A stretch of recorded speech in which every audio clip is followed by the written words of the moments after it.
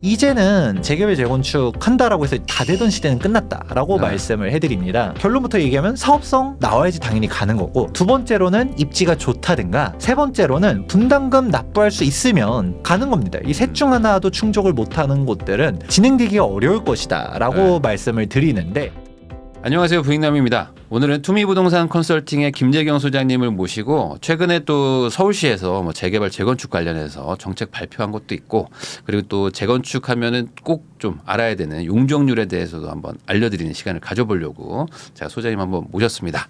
네, 소장님 안녕하세요.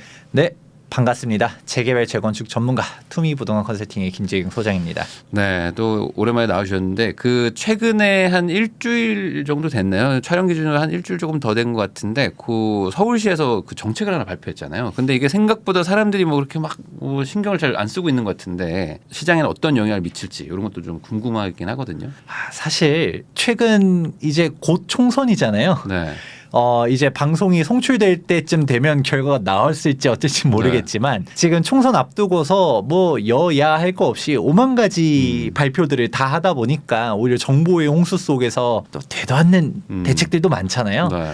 그렇다 보니까 그냥 이번에 재개발 재건축도 뭐 좋게 해주겠습니다. 뭐 또 의뢰하는 얘기인가 보다 생각할 수도 있을 텐데, 생각보다 이번 발표가 서울시의 용적률 내용이 되게 유익한 사항들이 많이 있어요. 네. 그래서 이 내용을 좀 설명해 볼까 했었는데, 근데 사실 이 내용이 그냥 일반인들이 그냥 보기엔 되게 어렵습니다. 그렇죠. 왜냐하면 이게 용적률에 대해서도 그냥 우리가 통상 용적률 높으면 좋아요라는 정도로만 막연하게 이해를 하잖아요. 근데 또 그렇게만 설명하기도 어렵고, 그래서 오늘 이 자리에서 용적률에 대한 정확한 분석, 이거 우리가 즉 사업성에 대해서 좀 따져봐야 되는데, 이 사업성 관련해서 이제 용적률에 대해서 A부터 Z까지 한번 풀어볼까 합니다. 알겠습니다. 소장님이 또 PPT를 준비해 주신 게 있다고 하니까 그거 보면서 같이 이야기 나눠보겠습니다. 네, 한번 보도록 하자면 서울시가 2024년도 3월 27일자로 서울시 정비 사각지대 사업성 끌어올려서 재개발 재건축 길 터준다 라고 하면서 대대적으로 발표를 했어요.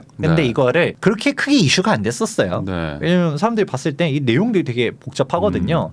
기사는 나오긴 했습니다. 특단 대책이 재개발 물꼬가 틀까라는 얘기들도 나오고, 근데 사실 좋은 얘기도 있지만 기사들 찾아보다 보면 우리 신통기획이 사실 진통기획이다 라는 얘기들도 있고, 그리고 강남이라 해서 이제 다 된다라는 얘기도 끝났잖아요. 지금 뭐 4년째 표류하던 강남 아파트 재건축 결국 무산, 이런 기사도 최근에 나오고, 그렇다 보니까 이제는 제가 항상 많은 채널에서 얘기를 했지만 재개발 재건축 한다라고 해서 다 되던 시대는 끝났다라고 말씀을 해드립니다. 그러면 이제 셋 중 하나를 충족해야 된다는 얘기하거든요. 그냥 결론부터 얘기하면 사업성 나와야지 당연히 가는 거고, 두 번째로는 입지가 좋다든가, 세 번째로는 분담금 납부할 수 있으면 가는 겁니다. 이 셋 중 하나도 충족을 못하는 곳들은 진행되기가 어려울 것이다 라고 말씀을 드리는데, 그런데 이 내용이 사실 여러분들이 그냥 뭐 그렇구나 하고 받아들일 수도 있겠지만, 가장 근본적으로 그 사업성이 나오냐 안 나오냐 이거 판단하기가 생각보다 쉽지가 않거든요. 맨날 댓글 달려요. 소장님 여기 단지는 괜찮을까요? 여기 될까요, 구역은 여기? 괜찮을까요? 근데 제가 거기서 공개적으로 거긴 어렵습니다라는 답글을 할 수가 있을까요? 없죠. 어려워요. 보통 답정너거든요. 오히려 소장님 제가 이제 얼마로 투자를 하려고 하는데 이 금액대, 예를 들어 5억으로 아니면 10억으로 뭐 이 투자할 만한 지역 중에서 괜찮은 데가 있을까요? 이렇게 물어보면 답변하기 쉬운데, 저 여기 가지고 있어요. 여기 어때요? 라고 하면 제가 제발 된다고 해주세요. 이거잖아요. 그렇죠. 답변하기가 참 어렵습니다. 그래서 그냥 애둘러서 이런 사업성 관련된 것들 이제 설명한 영상들 한번 참고해 보세요라고 한 것들이 많았는데, 근데 이제는 서울시 대책들도 그렇고 좀 어렵게 나오는 사항들이 많다 보니까 사실 단순하게 용적률이 높다고 해서 다 좋은 것도 아니고, 이 용적률이 높다라고 했었을 때 이걸 다 찾는 것도 아니고 조금 생각해 볼 포인트들이 많습니다. 그래서 오늘은 정비 사업의 가장 기초라고 하는 사업성, 이 사업성을 제대로 보려면 사실 도시계획적인 이해도 필요하고 조금 기본적으로 공부해야 될 사항들이 필요합니다. 근데 저도 이제 도시계획을 전공하기도 하고 도시계획 기사 자격증도 있고, 근데 여러분들한테 좀 복잡한 얘기는 그동안 방송에서 안 했거든요. 근데 아무래도 시청자분들 수준도 높아지고 있는 이 현 시점에서 정말 쉬운 것부터 해서 용적률이란 게 높다라는 게 꼭 정답이 아니라라는 생각도 한번 해볼 수 있도록 한번 쭉 설명해 보도록 하겠습니다. 자, 그럼 가장 쉬운 것부터 해볼게요. 우리가 레벨을 확 낮춰서 기초부터 한번 적용해 보려고 했었을 때 용적률에 대한 기본 개념은 이제 대지 면적에 대한 연면적 비율이에요.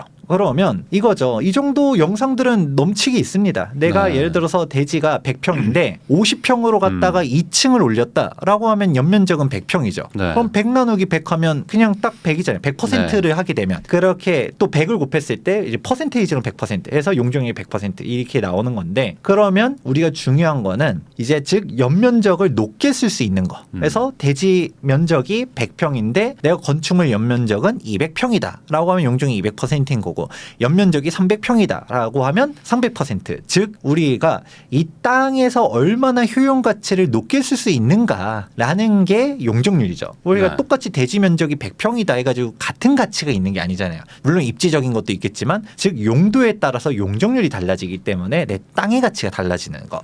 이게 용적률 이렇게 볼 수가 있는 것인데 그러면 우리가 용도 지역을 보셔야 돼요. 용도 지역 하면 여러분들이 좀 헷갈리셔 하실 수도 있어요. 우리가 보통 3종책이 말하거든요. 용도 지역, 용도 지구, 용도 구역 이렇게 얘기하는데 가장 많이 들어봤을 게 용도 지역입니다. 네. 이게 대표적으로 주상공록으로 이제 표현이 되고 주거 지역 같은 경우도 전용 주거 지역, 일반 주거 지역, 준주거 지역 여기서도 세부적으로 가게 되면 1종, 2종, 3종 네. 들어보셨을 거예요. 그게 우리가 법적으로는 3종 일반 주거 지역이 300% 이하인데 이제 서울시 조례 기준은 250% 이하다. 네. 이런 사항들이 있다 보니까 당연하겠지만 내가 용적률을 높게 짓기 위해서는 종이 높을수록 좋다. 그래서 종상향 얘기가 나오는 이유가 여기 있죠. 네. 자, 이거는 기본이고요. 근데 사실 용적률을 한 번 더 깊게 생각해 보게 되면 사실 용적률이 높다라는 게 정답이 아니에요. 정확하게는 우리가 재개발 혹은 재건축을 하든가 아니면 내가 시행을 직접 하려고 해서 단독주택 허물고서 신축을 올리려고 한다. 그럴 때는 면밀하게 봤을 때는 현재 용적률은 낮을수록 좋은 거고 네. 미래에 받을 수 있는 용적률이 높을수록 좋은 거죠. 그렇죠. 차이가 커야죠. 그렇죠. 왜냐하면 3종 일반 주거 지역이에요 라고 해서 사람들이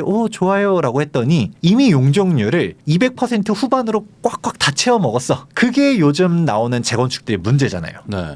재건축하려 했더니 일반 분양이 안 나오네? 사업성이 없네? 라고 하는 부분. 그렇다 보니까 우리가 용적률이 높다라고 해서 단순히 좋은 게 아니라 이미 지어진 건축물의 용적률이 높으면 재건축해가지고 나올 수 있는 분양 세대가 없다는 얘기인 거예요. 네. 그래서 이 용적률을 한 번만 더 깊게 들어가면 현재 용적률이 낮을수록 좋고 미래에 받을 수 있는 용적률이 높을수록 좋다라는 얘기가 여기서 나오는 거죠. 자, 그렇게 해가지고 우리가 단순히 뭐 상업지역이에요, 준주거 지역이에요 이게 중요한 게 아니라 그 상업지역인데 용적률을 예를 들어 200%밖에 안 쓰고 있다. 그럼 어마어마하게 좋은 그렇죠. 거고 준주거 지역인데 이미 종전 용적률 400% 다 찾아먹었어. 그러면 여전히 좋은 게 아니다라는 생각을 해보셔야 돼요. 그러면 대표적인 케이스라고 말하기는 좀 그런데 진짜 안 좋은 지역을 말하면 욕을 먹을 수 있으니까 좀 우리가 주상복합의 상징과 같은 데가 바로 도곡동 타워팰리스죠. 네. 타워팰리스가 벌써 연차가 20년이 넘어갑니다. 20년이 넘어가는데 여전히 비쌉니다. 왜냐하면 뭐 이 도곡 역세권이라는 것도 있고 워낙 커뮤니티 뭐니 그 시절에 시대를 이제 선도해 나가면서 잘 지어놓은 게가 있기 때문에 타워팰리스는 지금도 여전히 비싸고 좋은 단지이긴 한데 문제는 예전에는 진짜 초고가 아파트의 대명사가 타워팰리스인데 지금 타워팰리스 가격도 여전히 높긴 하지만 뭔가 과거의 영광과 비교해 보면 그렇지는 않죠. 네, 그렇죠. 막 아무래도. 강남을 대표하는 네. 고급 아파트라는 느낌은 조금 이제 밀려나가는 느낌들이 있잖아요. 네.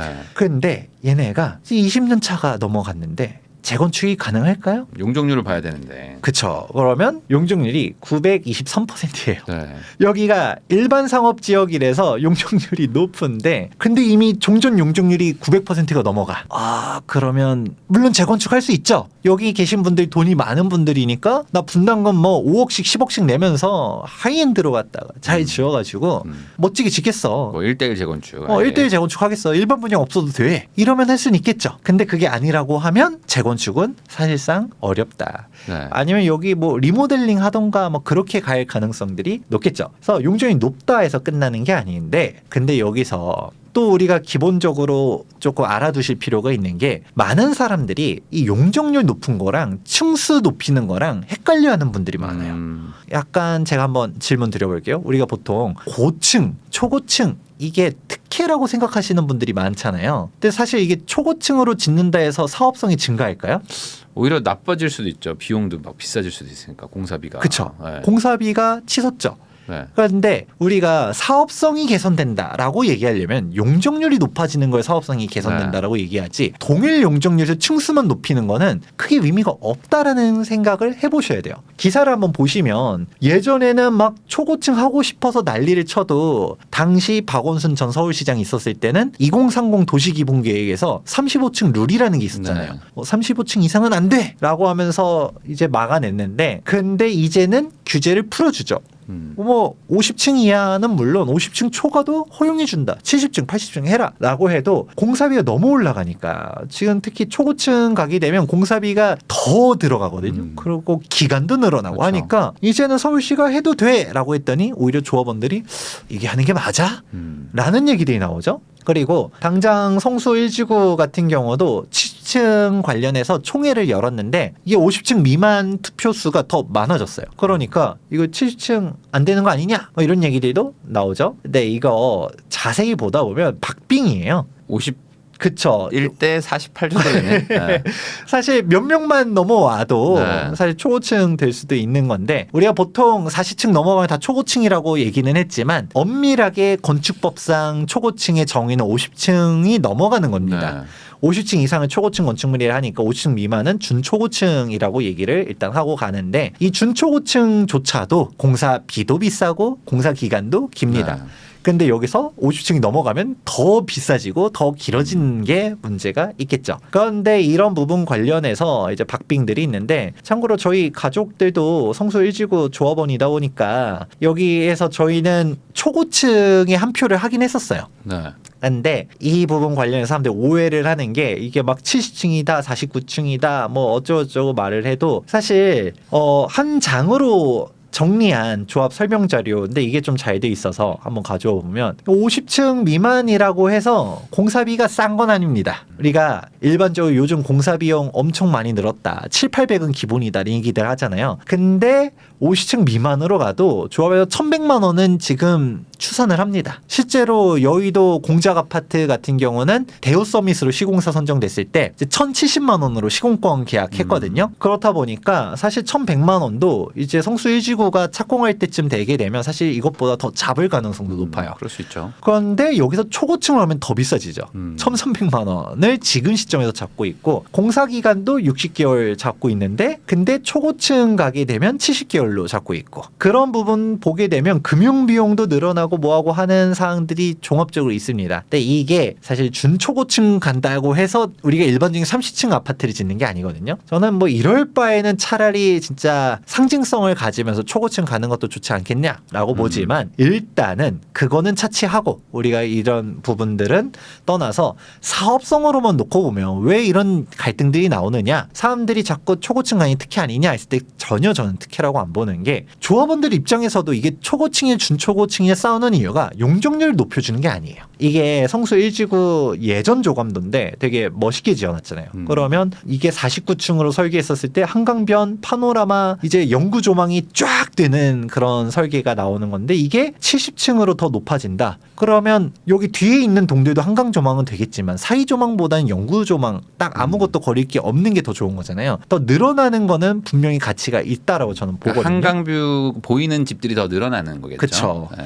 그렇게 가치들이 높아질 거라고 보는데 문제는 사람들이 이게 아이씨 초고층 해주는 게 특혜라고 하지만 조합원들 내부에서도 초고층과 준초고층 가지고 싸우는 이유가 있는 것 중 하나가 일반 분양 세대수가 늘어나는 게 아니에요. 용적률은 동일한데 층만 높이는 거죠. 그러면 70층 하면 이 뒤에 있는 동들 몇 개 삭제하는 거죠. 그런 식으로 가는 거지 분양 세대수가 늘어나는 게 아닌 상태 속에서 공사 비용은 늘어나고 그리고 공사 기간이 늘어나고 그럼 우리가 이렇게까지 할 필요가 있을까라고 말하시는 조합원들이 있는 거고 그분들의 주장이 100% 틀렸다라는 것도 아니에요. 저희는 그래도 이게 가치가 있다라고 보는 거지만 이게 정답이 있는 사항이 아니잖아요. 각자의 입장, 속도가 생명이야 말하는 사람들도 있는 것도 분명 일리가 있는 거고 결국은 이제 이거는 뭐 선택의 영역인 거라고 갈 수 있을 정도로 사업성이 늘려주는 게 아니다. 용적률이랑 층수는 다른 거다 얘기를 하는 거죠. 대표적으로 레미안 첼리투스 같은 게 1대1 재건축을 한 거거든요. 여기는 일반 분양이 한 세대도 없었어요. 그런데 이게 층수만 높아진 거죠. 이게 우리가 일반 분양 사업성을 개선시켜주기 위해서 용적률을 높여주는 거는 특혜 시비가 붙을 수 있는데 단순히 층만 높아지는 건 동일 용적률 내에서 내가 높게 짓는 거다. 아까 설명했던 것처럼 이 대지가 100평이야 라고 했었을 때 나는 그냥 바닥 면적 20평으로 해가지고 쫙 높이겠어. 이게 문제는 아니잖아요. 그렇죠. 물론 뭐 일조권이나 사선 제한 이런 것들 건축법적인 것들은 따지긴 해야겠지만 내 용적률 내에서 내가 어떻게 짓겠다라는 건 나의 선택이기 때문에 근데 이거를 예전에는 높게 짓는 게 뭐 문제라고 생각은 하는데 오히려 층수를 낮추면 병풍 아파트가 만들어지는 구조거든요. 뭐가 옳은지는 여러분이 판단해 보시되 단순히 고층이라는 게 특혜는 아니다. 그리고 지금은 고층을 허용해 준다 해서 조합원들이 꼭 받아들이지도 않는 이유는 이게 사업성이 개선되는 게 아니기 때문이다 라는 얘기를 이해하실 필요가 있습니다. 물론 이제 일반 분양하는 게 늘어나진 않지만 이제 대신에 이제 층이 높아지면서 이제 뷰가 좋거나 뭐 아무래도 조금 뭐 조경도 더 할 수 있고 하니까 이제 분양가 자체를 높일 수 있지 않냐. 그러니까 그쵸? 이제 특혜다 이렇게 얘기하는 게 있잖아요. 뭐 결국은 이제 가치를 상승시키는 이제 밸류업으로서 보는 건데 대신 비용도 늘어나니까. 근데 이거 조합원들조차도 이게 내부적으로 싸우는 거 보면 사실 이게 일장일단이 있는 거는 그렇죠. 분명 사실이긴 합니다. 공사기간도 초고층 가게 되면 공사기간만 5, 6년을 생각해야 돼요. 그렇다 보니까 분명 고민이 될 수는 있을 텐데 근데 단순히 초고층 가는 게 특혜라고 바라보는 거는 저는 조금 오히려 뭐 디자인 서울 하면서 뭐 이것저것 인면도 다양하게 하라라고 하는데 오히려 이게 층수 규제를 풀어주는 거. 우리가 용적률을 주는 거는 특혜인데 단순히 층수가 바뀌는 거 가지고서 얘기할 거는 일단은 아니다라는 얘기를 해드리는 거고요. 그런데 보통 우리가 고층을 특혜라고 생각하는 이유가 있긴 해요. 대표적인 게 이런 상업지역들이거든요. 네. 상업지역들은 보게 되면 용적률이 막 800%, 1000% 이렇게 돼요. 거기에다가 이제 건폐율 같은 경우, 건폐율은 바닥 면적에서 대지 면적이 차지하는 비율이거든요. 너무 빽빽하게 짓지 말라. 그쵸. 네, 그거죠. 이제 근데 이런 상업지역들은 건폐율이 되게 높습니다. 그래서 공영 면적들 우리가 이제 개방 공개 부지들 보다 보면 별로 안 되잖아요. 근데 아파트들은 조경도 놓고 이런 식으로 넓게 지을 수 있는 게 건폐율이 아파트는 기본적으로 낮아요. 네. 근데 상업지역들은 건폐율을 높게 했어도 그럼에도 불구하고 이 높은 용적률을 다 채우기 위해서는 높게 지을 수밖에 없거든요. 네. 그러니까 대표적으로 여의도 생각해 보면 용적률 높게 뽑다 보니까 고층이 되는 거고 그렇다 보니까 우리가 보통 용적률 높은 게 초고층이다 그렇게 생각하지만 거꾸로 초고층이 곧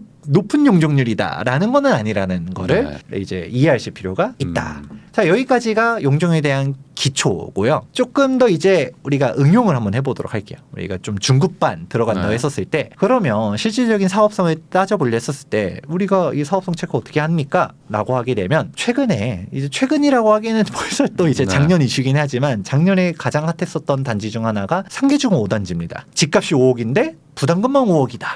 막 말들이 많았었죠. 지금 이제 일기 신도시 재건축 얘기들도 나오지만 사실 일기 신도시 특별법 할 때 말 많이 나왔었던 애들이 대표적으로 상계주공, 중계주공 이런 곳들이 80년대 지은 애들도 아직 안 되고 있는데 왜 일기 신도시부터 90년대엔 지은 애들 일기 신도시들 특혜만 했냐 이런 비판들이 나오니까 일기 신도시 특별법으로 처음에 출발하다가 노후계획도시 특별법으로 선회를 했잖아요. 네. 그러면 그 대상지들을 봤을 때 이런 목동, 상계동, 중계동 이런 애들을 우리가 0.5기 신도시라고도 얘기하거든요. 네. 1기보다는 먼저인데 사실 강남 개발을 진짜 초기 신도시라고 부르는 사람들도 있어서 그거를 고려하면 지금 이제 목동, 상계동, 중계동 이 일대를 0.5기 이 정도로 보입니다. 근데 목동과 다르게 상계동, 중계동은 뭔가 생각하는 게 약간 중층 재건축의 표본 같잖아요. 네.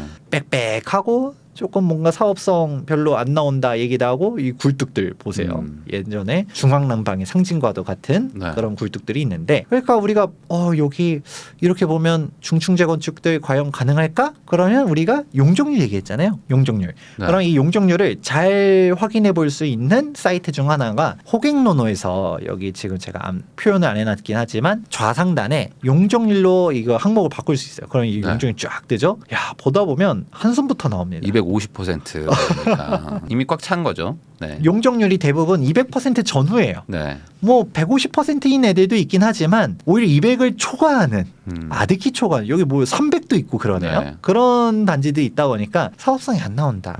그런 얘기들 하죠. 근데 여기서 상계주공 5단지는 안 떠요. 이게 무조건 다 뜨는 게 아닌데 이렇게 안 뜨는 데들은 우리 상계주공 5단지 딱 일단 먼저 보게 되면 이 중층 재건축들 중에서 얘는 5층짜리예요. 네. 그러면 봤을 때 되게 괜찮은 것 같은데 싶죠. 우리가 보통 5층은 사업성 좋다 이런 얘기 하잖아요. 그렇죠. 대표적으로 반포주공 네. 같은 경우는 여기도 5층 이하의 단지였고 대지집은 30평 넘어가고 사업성 너무 좋다 보니까 분담금이 뭐예요? 대형 평수 가고 1+1 신청해도 그냥 무상 평형 지분율 막 이렇게 넘어가잖아요. 그렇다 보니까 여기 상계주공 5단지 언뜻 보면 여기 사업성 좋은 거 아니야? 생각할 수 있는데 실제로 그냥 용적률을 봤을 때 현재 용적률이 93%예요. 그런데 이거를 어떻게 높이느냐? 299%로 높인대요. 와, 200% 넘게 높여주는 거잖아요. 완전 사업성 좋은 거 아니야? 라고 용적률만 보면 함정에 빠질 수가 있어요.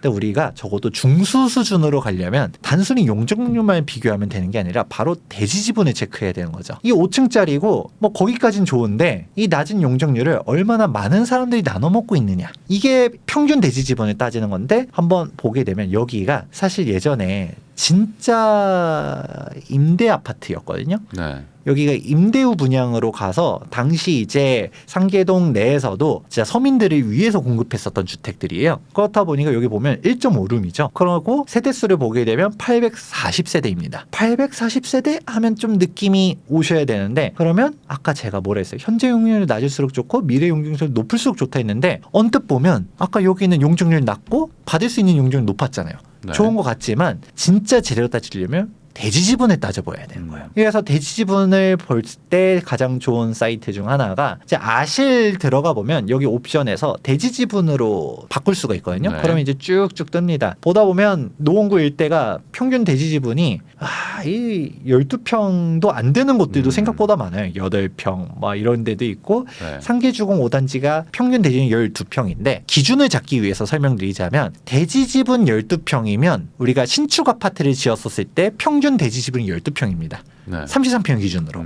12평 전후 하거든요. 근데 보통 12평이에요. 그러면 우리가 33평 신축을 지었을 때 대지지분 12평 정도다라고 얘기를 딱 생각을 해보면 종전 대지지분이 12평인데 신축을 33평을 지으면 그게 또 12평이면 일반 분양이 없다라는 생각을 하셔야 되는 거예요. 그냥 1:1 재건축 같은 느낌인 거죠. 그렇죠. 이게. 그러면 딱 이것만 봤을 때는 사업성이 없다는 얘기가 생각해야 되는 거고 대지지분이 12평도 안 된다라고 하면 33평형으로 다 지으려고 했을 때 못 짓는 거죠. 그런 거를 고려해 보셔야 되는 거예요. 그러니까 당장 똑같은 80년도에 조성된 0.5기 신도시 중에서 목동 같은 경우는 아무런 말도 안 나옵니다.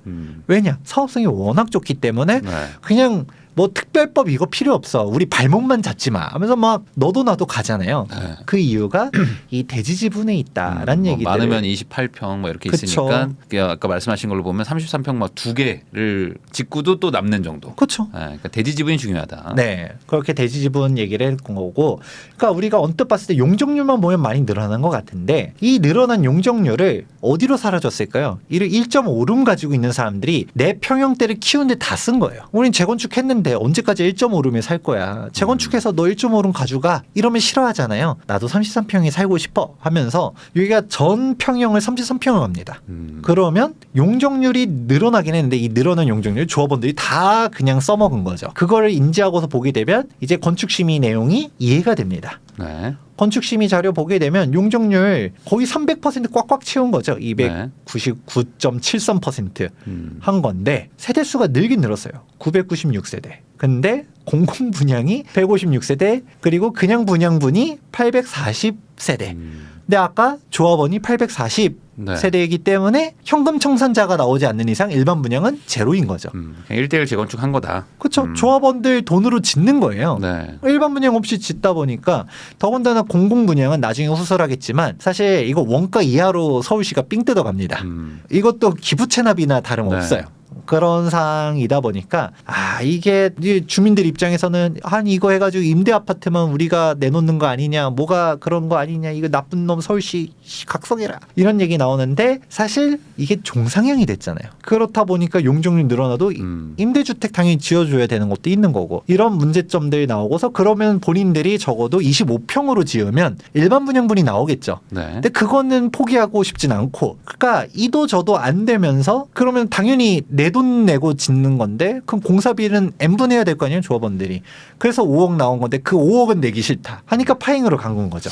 그러니까 이게 사실 참 뭐 산수로 따지면 너무 쉬운 건데 이게 또 감정이 섞이고 또 그쵸. 이제 내가 왜 우리 집을 이렇게 고생했는데 이 5억이나 내가면서 해야 되냐 뭐 이런 감성적인 또 판단이 들어가니까 뭐 이렇게 되는 거죠 사실. 그렇죠. 그러니까 저도 좋은 얘기만 하고 싶지만 어쩔 수 없는 부분들이 있고 네. 그러니까 저도 뭐 누구라고 얘기는 안 하겠지만 상계주공 5단지 뭐 가격도 저렴하거든요. 1.5룸밖에 안 되니까 소액 투자로 얘기하면서 여기 용적률 낮다. 상계동에 5층짜리 아파트다 하면서 엄청 거래를 많이 하신 분들이 있어요. 근데 실질적인 재건축을 좀 아시는 분들은 이걸 그렇게 바라보면 안 되는 걸 이미 알고 있었었던 네. 거죠. 그런데 여기서도 그래도 저는 그 돈 내고서라도 해야 된다 보는데 이게 GS랑 지금 소송전 가고 있거든요. 네. 이게 GS랑 공사 비용이 650만 원 기준이었었어요. 근데 지금 다시 돌이켜 보면 GS보다 좋은 시공사에서 이 650만 원도 들어오지도 않을 거예요. 그럴 거예요. 네. 그러니까 과연 이걸 하는 게 자충수일 수 있다라는 얘기들도 하는 이유가 그렇게 나오는 거죠. 그리고 또 다른 케이스 한번 또 가져와 보자면 음마 아파트 20만 원에 조합 설립인가가 났잖아요. 그런데 소송전이 또 막 조합장이 막 싸우고 뭐 여기 또 비대위 맨날 이제 난리치고 그러니까 뭐 첩첩산중이다. 도대체 언제 하냐? 부동산 커뮤니티에서는 웃자고 하는 얘기 있잖아요. 완공될 때 원로 가서 아이유가 축가 공연한다라는 얘기도 하고 그런데 이 음마 아파트가 말이 나오는 이유가 있어요. 평균 대지분 보면 15평이에요. 네. 그러니까 여기가 물론 재건축은 전 될 입지고 당연히 가치가 있는 곳이라고 봅니다. 왜냐하면 아까 사업성이 떨어져도 입지가 좋으면 어떻게든 되거든요. 네. 대지 일단은 면적 자체가 워낙 넓고 대치역 초역세권에 학원가를 끼고 있잖아요. 그렇죠. 애초에 대치동이 상징과 같은 곳이기 때문에 음마 아파트 재건축은 그냥 산정수전 뭐 공중전을 치더라도 재건축이 될 곳이라고 저는 봅니다. 그런데 왜 자꾸 말이 나오느냐 관련해서는 사업성이 명확하게 좋으면 싸울 일도 없어요. 애매하니까 싸우는 거예요. 네.